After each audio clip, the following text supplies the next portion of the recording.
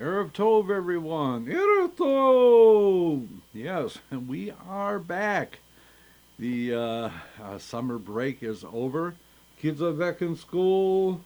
Well, yeah, they'll be. Some of them are back in school. Some of them will be going back to school probably tomorrow. But yeah, the official part of summer is over, and we are back for a little while. Yeah, for a little while. We'll have a few weeks together, and then we will be taking a break as we usually do for the High Holy Days, which come in October this year. So we'll have a few weeks together, and then we'll take a little break, and then we will return. So good to have everybody here. Let's see who we have. We have Donald. We have Shoshi. We have Rabbi Shlomo, Kat, and David, I assume, um, and Kelsey Lynn, and probably more to come. Coming in fashionably late. Yeah, fashionably late as always. Yeah. So, I mean, what have you been doing with your summer? Well, not much. We did a little planting, but that didn't really work out well. Yeah, that's true. The garden did not do well this year. It was kind of an odd year. Even our lilacs didn't bloom this year. So they're a little disappointed, but we did get some tomatoes. Yeah, we did get some tomatoes, and we did do okay. I mean, and the radish seems to be doing pretty good. We'll find out on Pesach. Yeah, we'll find out for sure on Pesach. Ahuva has joined us. Good to have you. So let me put you on. Well, and see, it's been a while. So, Erev Tov, everyone. Welcome to the House of Seven Beggars, and this is the Zeyde Story Corner. Yeah, the Zeyde Story Corner. And it's been a while. Yes, it is. Yeah, okay. So, okay, should I get you on your camera? Yes, if you would. Okay.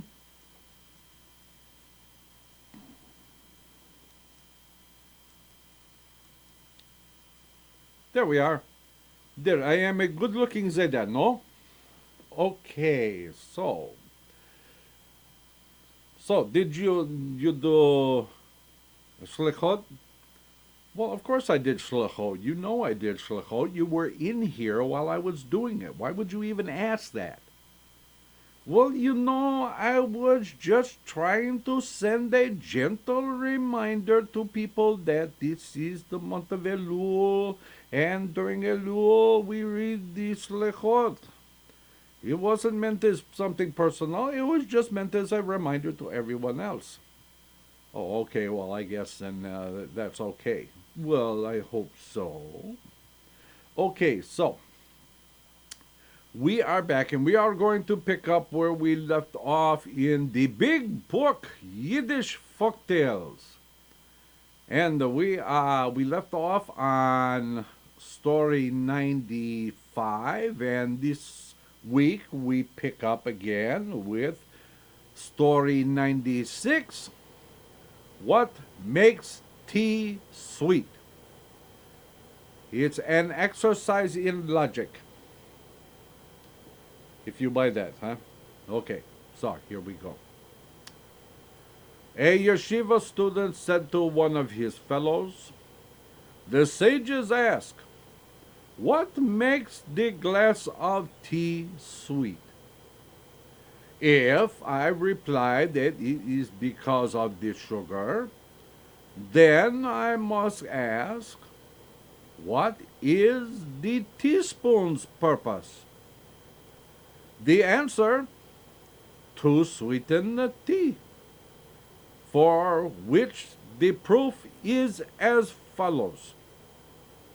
When you put sugar into the tea, it does not turn sweet until you have stirred it with the teaspoon, in which case Why do we need the sugar at all? The second student replied, Indeed, it is true that the tea is sweetened by the spoon. Now, why do we need the sugar?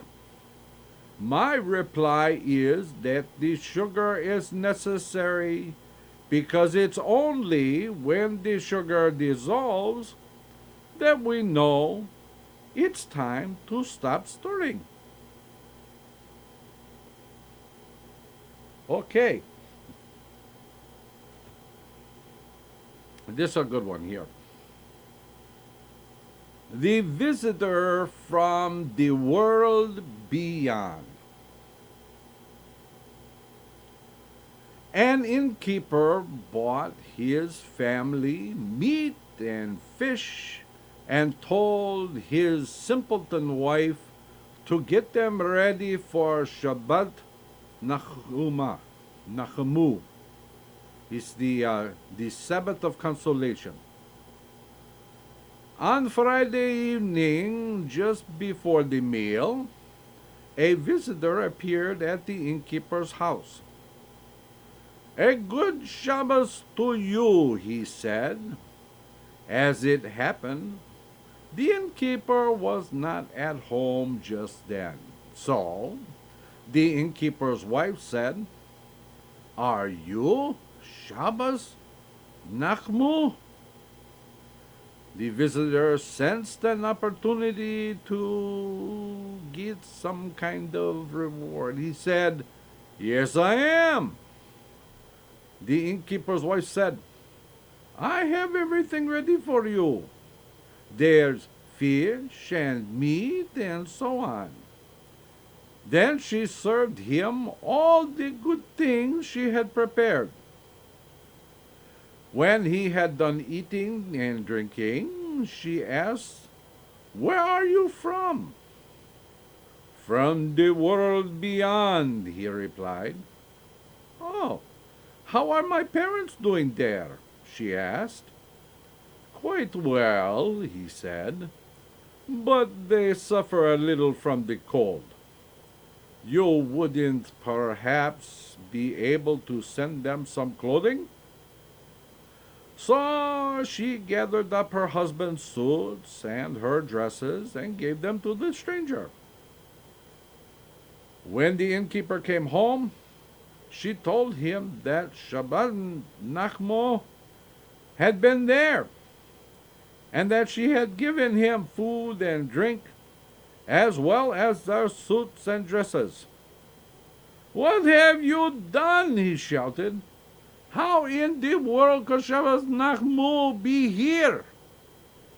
Quickly, the innkeeper harnessed the horses to his wagon and drove off in pursuit of the stranger. But that sly fellow, suspecting that he might be followed, went into the forest, stripped himself naked, and put his arms around a tree. A tree hugger, huh? Anyway, driving to the forest and seeing a naked man embracing a tree, the innkeeper stopped his wagon. Did a man carrying a bundle go by here? He asked. Now, that would not have been my first question. My first question would have been, what in the world are you doing naked holding onto a tree? But, then again, I didn't write the story, so there you go. So anyway, did you see a man carrying a bundle go by here, he asked. Yes, said the naked man. I saw him. The innkeeper said, Will you be good enough to chase him and bring him back here? I'm sorry, I can't, said the thief. As you see, I'm holding up this tree, which happens to be the tree that holds up the world. If I go away, the tree will fall. And then, of course, the whole world will. Although, if you like, you can take off your clothes and hold up the tree in my place. Then I'll be glad to chase the fellow with the bundle." The innkeeper took off his clothes and put his arms around the tree while the thief jumped into his wagon and drove off. So much for his simpleton wife, huh? I think they're both a couple of simpletons, eh? Okay. He's probably still holding that tree today. What do you think? Maybe? Okay. This one is called The 10 Women. You know we are going to get letters on this. I know we didn't write the story. The story was written and that's the way it is. I know, but I'm just saying. Okay, so here we go. This one is called The 10 Women. Now remember, I did not write this. Okay. Once upon a time, women decided that they too wanted to form a minyan, a prayer quorum of 10, and pray together as a group, just like the men. So they sent a deputation to the Lord of the universe. "Rabbanu shel olam," they said, "why are we any worse than the men? Why can't 10 women get together and pray as a group?" The Lord of the universe replied, "If you can manage to count to 10, you have my promise that you too can form a minyan." So the rabbi's wife hurriedly gathered together the worthiest women of the town and told them what the Lord had said. She led the women to the synagogue, and once they were inside, she started to count them. But she included herself in the count, so there turned out to be 11. Seeing that, she asked one of the women to step out of the group and counted once more. But this time, she forgot to count herself. So now, she counted 9 women. Well, she asked the woman who had stepped aside to return to the group. This time, when the rabbi's wife counted, she included herself. So once again, there were 11. When she saw that she continually miscounted, she decided that it would be far better if she got each of them to make a figure of clay and poke a hole in it with her finger. Then, by counting the holes, she would know how many women were there. Pretty smart, huh? Okay, we shall see. But one of the women in the group was a snuff sniffer. When she worked with her clay, she put 2 fingers into it, as if taking a pinch of snuff. So when the rabbi's wife counted the holes, she came up with the number 11 again. Then, seeing that using fingers had produced a miscount, she got the idea of telling the women to make the holes in the clay with their tongues. After all, each person only has 1 tongue. So the clay figures were reformed, and each woman made a hole with her tongue. But one of the women had such a long nose that when she bent to make the hole with her tongue, she poked another hole with her nose. When the rabbi's wife counted the holes, she was dismayed to come out with 11 once more.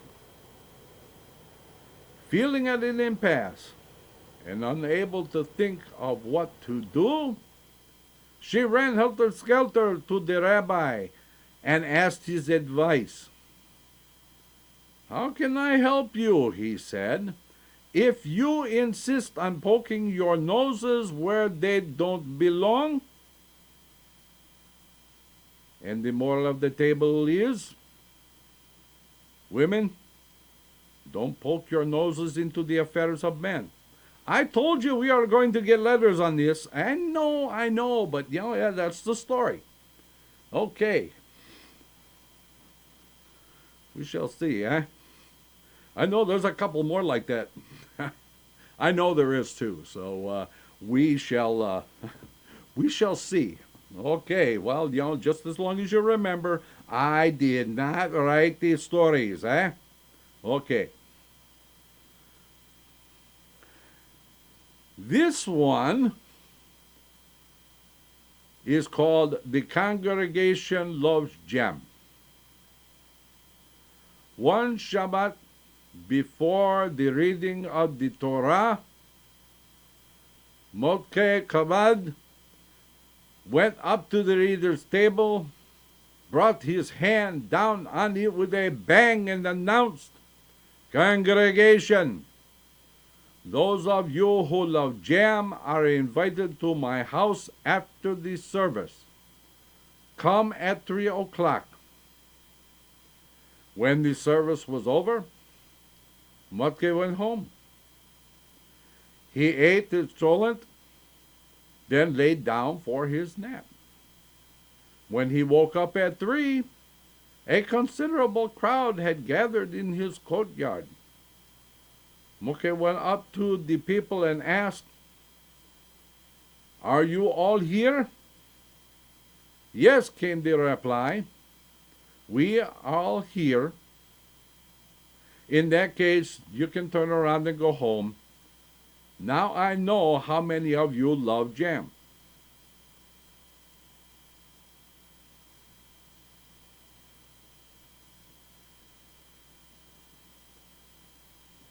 That's it?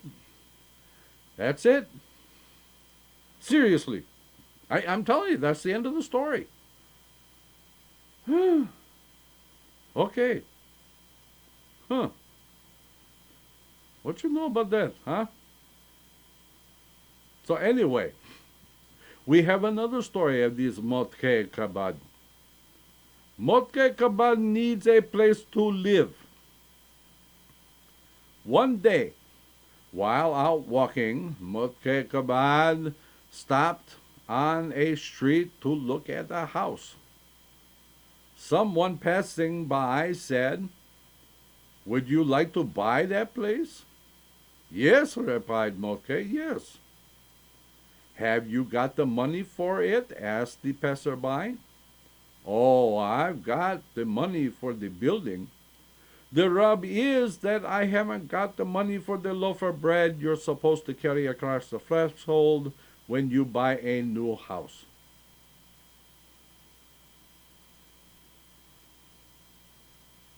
That's it. Yeah, evidently Mordechai doesn't really have a whole lot going on in his life. I don't know what's going on with this guy. Yeah. Okay, so we shall move on, eh? Okay. This was a pretty good one. It's a little longer. This one is called "Why the Head Turns Gray Before the Beard." That's a good question, eh? One day a king rode out into the countryside where he met a poor Jewish farmer who was working in his field. The farmer's head was gray and his beard was black. This struck the king as strange. So he called the man to him and said, "How is it that your head is gray and your beard is black?" The man replied, "It's because my head is older than my beard." It seems to make sense. "And that is why it turned gray first." This reply pleased the king, and he commanded the man not to tell anyone what he had said. "You may tell it," he said, "only after you see me 100 times."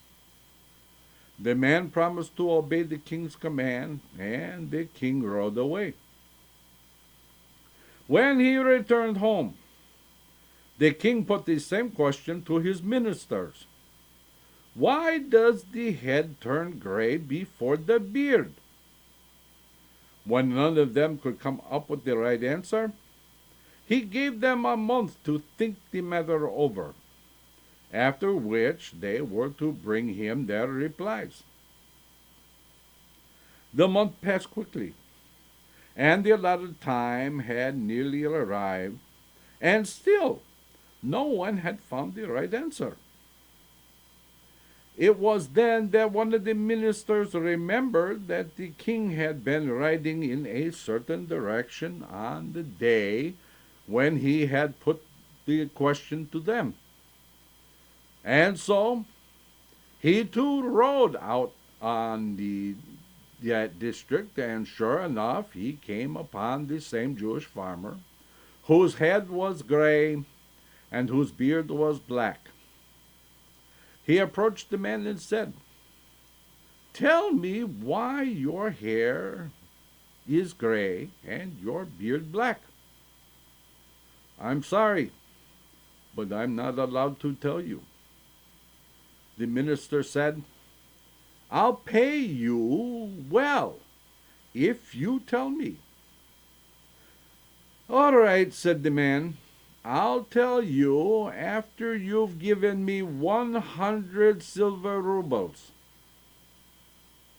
The minister immediately brought him 100 silver rubles. The man looked at each one, and the man told him the answer. The minister promptly reported to the king. The king, however, guessed at once that the Jewish farmer had divulged the answer. So he sent for the man and said, "Are you aware that you have earned a severe punishment for revealing the secret I commanded you to keep?" The man replied, "Do you remember that you said I could reveal it only after I had seen you 100 times? Here." The man took the 100 silver rubles from his pocket and showed the king his likeness on each coin. At first he said, "I refused to tell the secret." It was only after the minister brought me the 100 rubles and I had seen your face on each of them that I felt I had the right to tell. The king, seeing that he was dealing with an astute man, decided not to punish him. Instead, he asked the Jewish farmer to stay with him and be his advisor. From that time on, the king kept the man beside him and consulted him before he made any decision. This caused jealousy among the king's other ministers, and they concocted a plot to destroy him. Now, the custom was that when the king summoned his ministers together to tell him stories, the first story was always told by the minister who sat on the king's right.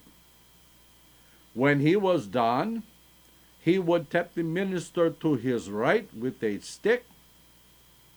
That official in turn would tell his story and then tap the minister to his right with the stick.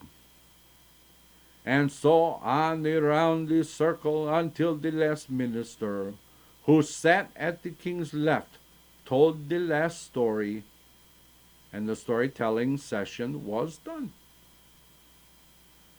Now, what the minister plotted was to seat the Jewish farmer at the king's left, and then, against tradition, to start the storytelling in the middle of this circle.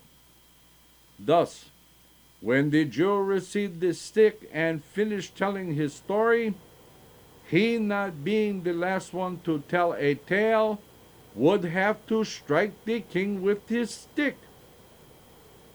And striking the king was a crime punishable by death. Well, the plot went as planned. And when the farmer received the stick, he suddenly understood that what the ministers had in mind.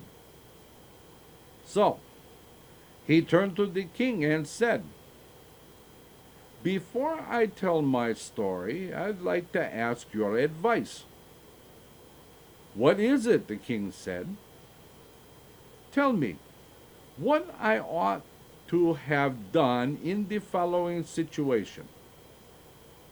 I was traveling along one day when I saw a great fire at a distance, and in that fire a number of people were trapped." "You ought to have rescued the people," said the king. "Very well, then. But as I hurried to rescue them, I came upon a deep pond that stood between me and the fire.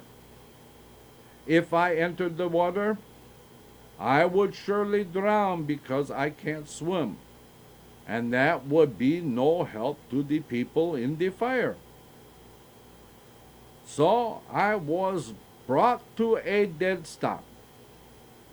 Now, my question to you is, what should I have done?" "You should certainly not have entered the pond. Your death would have been of no help to the people who were trapped." When the farmer heard the king's reply, he handed the stick to the other ministers, saying, "If I use this stick to strike the king, it would be for me like drowning in the pond, and my death would have done you no good." The ministers, seeing that he had more wisdom than they, decided to patch up their quarrel, and became his good friends from then on. And that was the end of that. So what you think, huh? I see Moshe has joined us. Okay. This one is a little longer. I tell you what. This one is a little longer, so we are going to take our break first. And then when we return, we will read the next story, which is called The Love Potion. So please, everybody, stay tuned, and we'll be back in 6 minutes. Let's all go to the lobby. Let's all go to the lobby. Let's all go to the lobby to get ourselves a treat. Delicious things to eat. The popcorn can't be beat. The sparkling drinks are just dandy. The chocolate bars and the candy. So let's all go to the lobby to get ourselves a treat. Let's all go to the lobby to get ourselves a treat. It's intermission time, folks, so hurry, hurry, hurry. Step right over to our refreshment center for the most extravagant array of refreshment goodies ever assembled under one roof. Enjoy breathtaking, mouth-watering goodies, everything from a snack to a delicious full meal. At our refreshment center, you'll find a large variety of goodies to satisfy your hunger, your thirst, or your sweet tooth. So hurry, hurry, hurry. Visit our refreshment center now. The show starts in 5 minutes.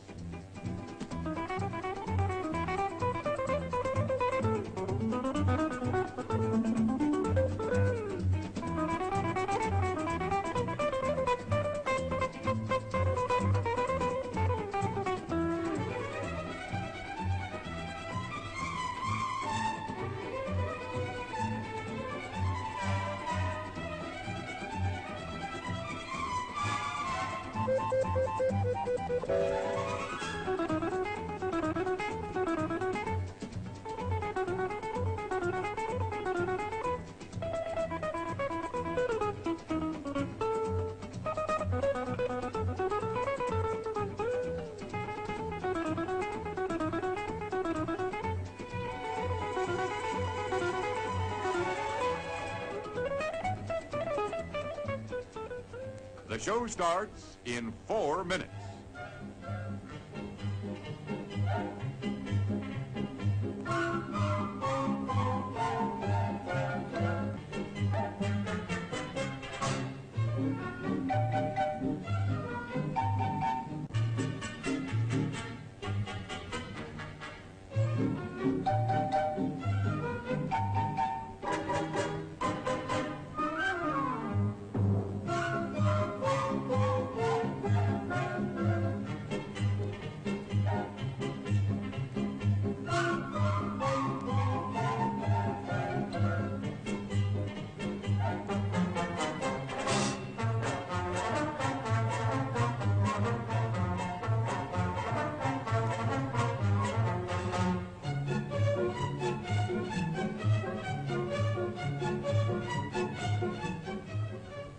The show starts in 3 minutes.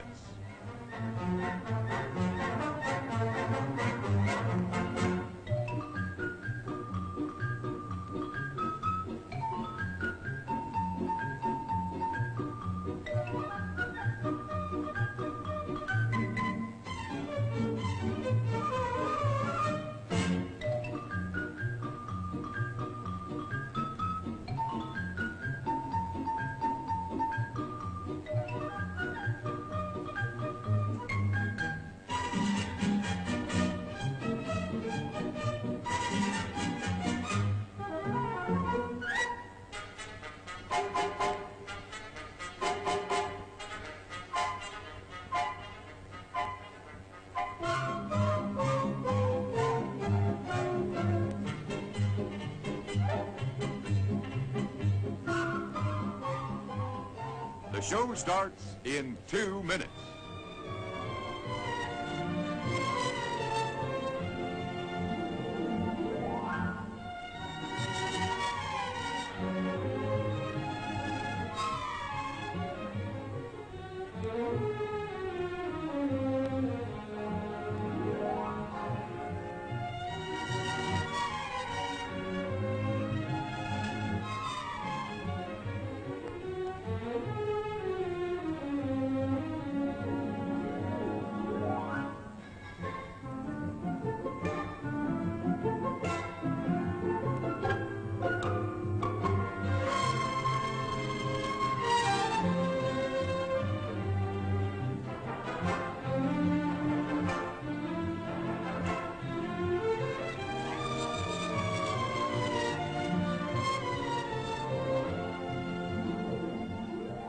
The show starts in 1 minute.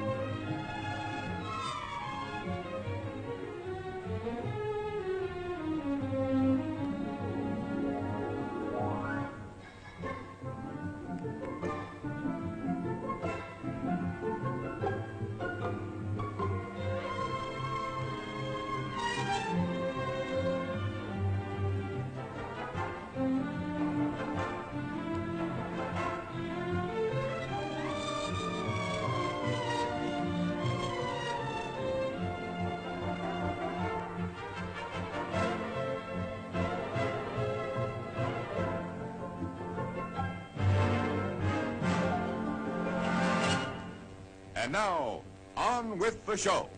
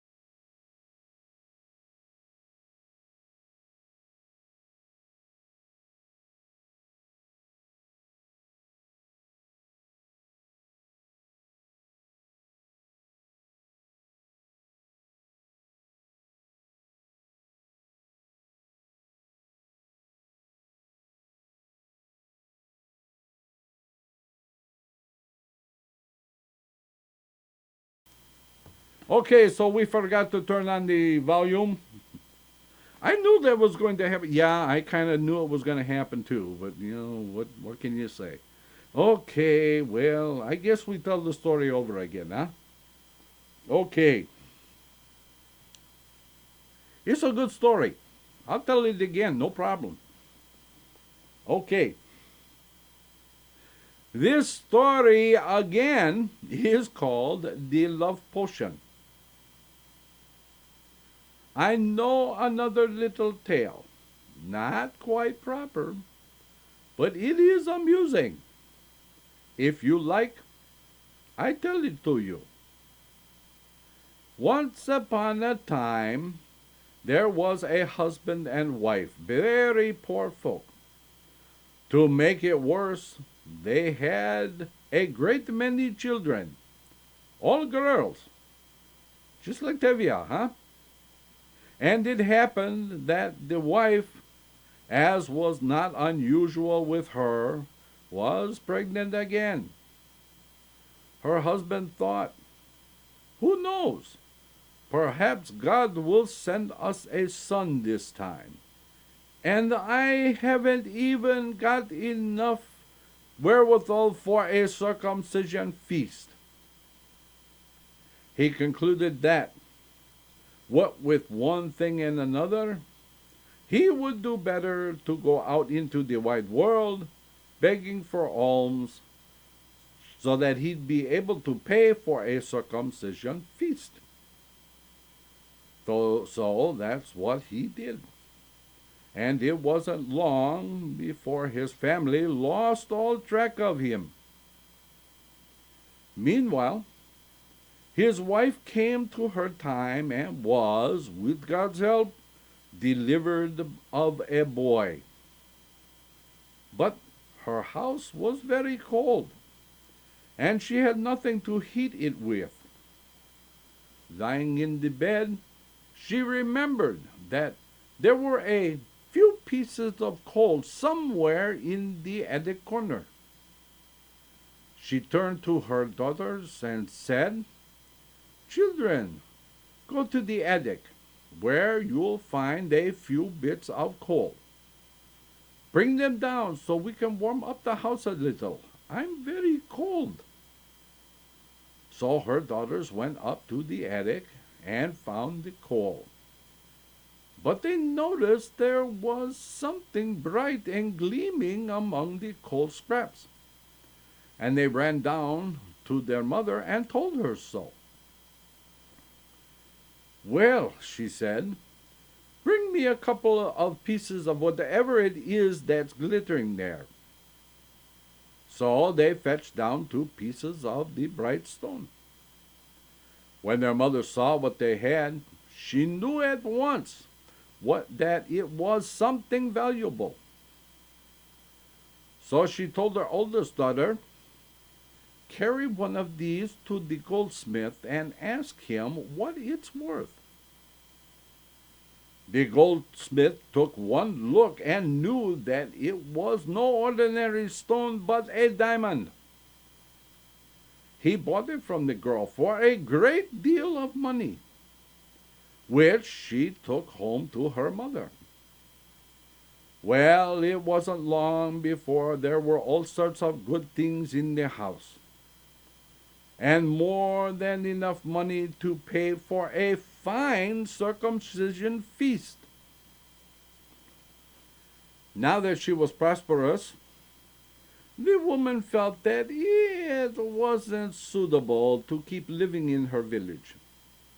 She and her daughters moved to a large town, where they bought a fine house. And soon she became well known for her charitable gifts to the poor. All sorts of poor people from all corners of the world visited her, drawn by her reputation for generosity. Among those who came was her own husband, who was still trying to gather enough money to pay for a circumcision feast. The woman knew him at once, but He didn't recognize her because her appearance had changed with prosperity. Well, she handed him a suitable sum of money. When he saw it, he stood amazed. No one had ever given him so much before. The woman said, "Don't be so surprised, sir. Take this and buy yourself some fine clothes. Then come back and help us celebrate the Sabbath." And that's what he did. When he returned, she welcomed him, seated him at the head of her table, and asked him to bless the wine. Her children looked on wondering, but they said nothing. When the stranger had finished blessing the wine, the woman served him 2 large pieces of fish, well peppered and salted, and then other fine dishes, soup and meat and stew. The poor man downed everything and relished every bite. When the meal was over, she showed him to a room where he could spend the night. Then she made up her own bed and went to sleep. But in the middle of the night, the poor man awakened with a powerful thirst. So he left his room and stumbled about in the dark, searching for water. The woman called out to him, "Sir, what are you looking for?" "For something to drink," he replied. "Come here," she said. "I'll give you something to drink."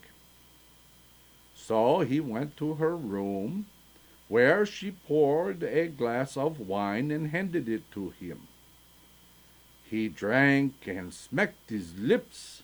Then he said, "That's a mighty tasty drink. What is it?" She replied, "The drink is wine, and you are mine, and I am thine." And then in the morning she told her children, "This is your papa." What a nice story, huh? Okay.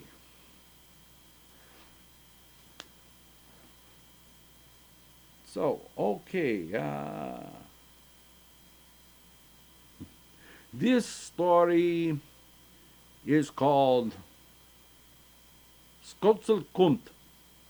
Skotsel's here. You know that among Yiddish speakers, the expression Skotselkum, kumt, Skotsel's here, is used by women to greet another woman when she comes into the house. Would you like to know its origin? I'll tell you a story that will explain it. Once upon a time, the woman complained that everything in the world belonged to men. "I told you we are going to get letters." Well, forget about the letters, just read the story, will you? "Okay, but I'm not taking responsibility for this." Okay, so we go on. Once upon a time, the women complained that everything in the world belonged to men. Men got to perform the mitzvot, the religious commandments. They got called to read from the Torah. In short, they got to do everything. As for the women, they got nothing. So they think. No one paid them any attention at all. So they decided to form a deputation that would take their complaint to the Lord of the universe. But how was it to be done? Well, they decided that they would heap women up in a pile, one on top of the other, until the woman at the very tip could pull herself into heaven. The first thing they did then was to dig a pit in which one of the women knelt. Then other women climbed her, one on top of the other. At the top of the pile was Skutzel, because she was both very clever and a skillful speaker. She was chosen as the one to talk to the Lord of the universe. Everything was going well as the women were climbing onto each other.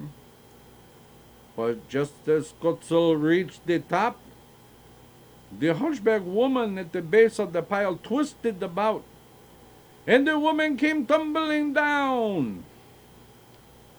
Well, of course, there was nothing but noise and confusion, with everyone trying to locate everyone else. But Skutzel was nowhere to be found, though they searched for her everywhere. And so there was no one who could be counted on to talk with God, and the situation of the women remained unchanged. Everything still belonged to the men. But from that time on, women have not lost their hope that one day Skutzel will come. And that's why, whenever a woman comes into a house, they call out joyfully, "Skutzel kommt!" Here comes Skutzel. Because who knows? One day, she might really come. There you go. Okay. Okay, this is a good one. I like this one. This story is called, I think we did do this story, and this will be it for tonight. Okay. We shall see. Maybe there'll be a cliffhanger in there. What you think, huh? I know how much Donald like cliffhangers. Maybe we do that. We shall see. Okay. The Clever Little Tailor. Once upon a time, in a small town there lived a tailor who wanted to be a singer. And not just a singer, but a cantor. One day his employer said, "I'll tell you what, if you can beguile the animals of the forest with your fine singing, I'll see to it that you become a cantor." "All right," said the tailor, and off he went into the forest singing. He sang and he sang, but no one animal responded. So he thought the matter over and decided to build a little wooden hut, a round hut with an attic. And when he had finished, he set out a great heap of meat in the downstairs room, while he hid in the attic. I wonder what this guy is up to, huh? As it happened, a passing hungry wolf smelt the meat. Approaching the hut, he saw that no one was there, so he went in and ate the meat to his heart's content. When he was full, he laid them to rest. Then the tailor came down from the attic and said, "Wolf, wolf, how would you like to become a porter?" "I'd like that very much," said the wolf, "but I don't know how." "Come," said the tailor, "I'll show you." He led the wolf outside and then up to a pile of stones. "Wolf," he said, "turn around with your shoulders toward me, and I'll show you how to become a porter." The wolf did as he was told. He turned around with his shoulders toward the tailor. The tailor filled the sack with stones, and then, when he had tied the sack to the wolf's shoulders, he ran off. The wolf tried to follow, but he couldn't, and began a dreadful howling. Well, the tailor left him there howling and ran back to his attic, where he laid down and waited. As he lay there, a hungry bear came by and smelled the meat. Approaching the hut, he saw that no one was there. So he went in and ate meat to his heart's content. When he was full, he lay down to rest. The tailor came down from the attic and said, "Bear, how would you like to become a musician?" "I'd like that," said the bear, "but I have crooked fingers, so I can't hold a fiddle properly." "Come with me," said the tailor. He led the bear to a village near a mill, where there were huge round stones with clamps screwed into them. "Put your hands into the clamps," he said to the bear, "and I'll straighten your fingers so you can become a musician." The bear did what he was told, and the tailor turned the screws until the bear's paws were held tight. Then the tailor ran away. The bear tried to run after him, but he couldn't get his paws loose. So he set up a dreadful yowling. Well, the tailor left him there yowling and ran back to his attic, where he hid and waited. As it happened, a hungry fox passed by and smelled the meat.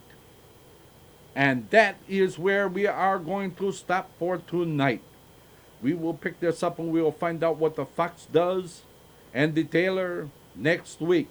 So, thank you everybody for being here this evening.